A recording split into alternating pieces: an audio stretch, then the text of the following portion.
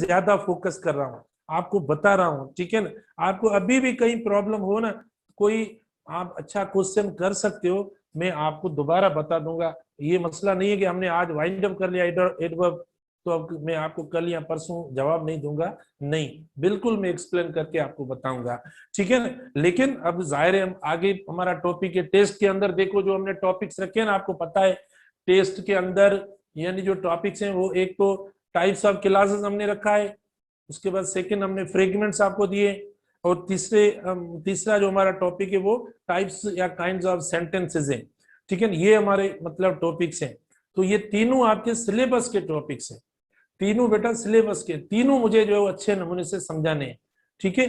तो हम थोड़ा अभी इंट्रो करवा देते हैं आपको यानी फ्रेगमेंट के बारे में, ठीक है ना बेटा। फ्रेगमेंट जो है वो क्या होता है, यानी फ्रेगमेंट जो होता है, अब आप खुद एक तो या तो वर्ड से समझ लें बेटा, आप या तो जो वो वर्ड से समझ लें, जो वर्ड मैंने लिखा है, जैसे हम वर्ड लिखते हैं, नाउन लिखते हैं, तो नाउन से स्टूडेंट समझ जाता है कि नाउन अब क्या होगा, या प्रोनाउन क्या होगा, या वर्ब क्या होगा।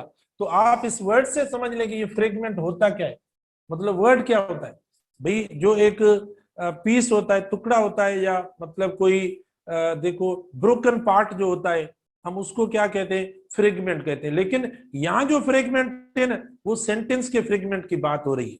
इधर जो हम बात कर रहे हैं बेटा, सेंटेंस फ्रेगमेंट है।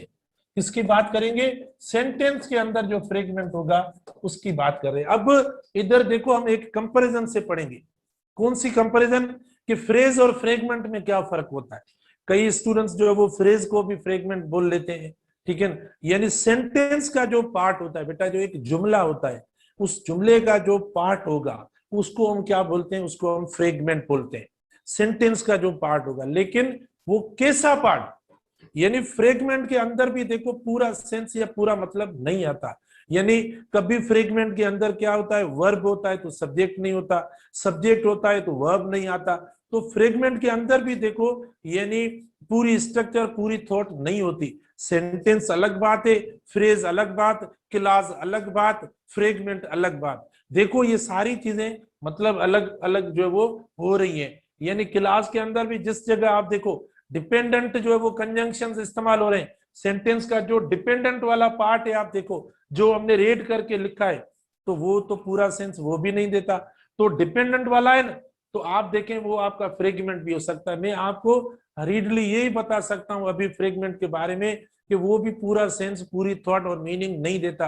आप बोलेंगे सर कोई एग्जांपल दो बेटा आप खुद मुझे बताओ, मैंने अभी ये बोर्ड पे जो सेंटेंसेस मिटाए नहीं है, आप मुझे बताएं कि इनमें कौन से सेंटेंसेस जो है वो आपको क्लास के साथ साथ फ्रेगमेंट भी शो कर रहे हैं। बेटा वो जो पूरा मतलब नहीं दे रहे, इसमें जो जुमले मैंने क्लासेस वाले लिखे यानी 14 to 25 अभी पढ़े, बाकी तो हमने हटा दिए, इसमें जो आपको पूरे मतलब मीनिंग सेंटेंस का पार्ट यानी ये पूरा सेंटेंस जो क्लास पढ़ा है ना, इसके जो भी अल्फाज पूरा मतलब पूरी मीनिंग नहीं दे रहे, समझ ले वो फ्रेगमेंट है आपका।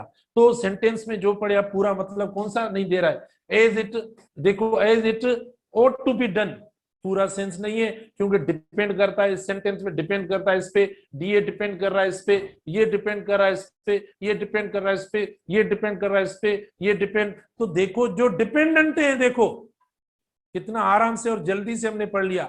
जो डिपेंडेंट बन रहे हैं वो आपके फ्रेगमेंट बन जाएंगे, क्योंकि फ्रेगमेंट के अंदर भी पूरा सेंस, पूरी थॉट नहीं होती। अब फ्रेज में क्या होता है, फ्रेज में बेटा देखो वर्ब नहीं लिखते, फ्रेज में वर्ब नहीं लिखते, लेकिन इनके अंदर तो वर्ब भी आ रहा है ना। देखो डिपेंड वर्ब आ गया, गेट वर्ब आ गया, टू बी डन वगैरह, ये ऐसे वर्ब्स भी आ रहे हैं। तो ऐसे वर्ब्स भी देखो हम इस्तेमाल कर रहे हैं। तो प्रॉपरली बेटा मैं फ्रेगमेंट को, लेकिन आप तो अच्छे स्टूडेंट से समझ गए होंगे कि ये सारे सब फ्रेगमेंट्स है जो रेड में दिए हुए हैं ना, जो आपको पूरा सेंस नहीं दे रहे हैं, ये फ्रेगमेंट्स भी हो जाते हैं।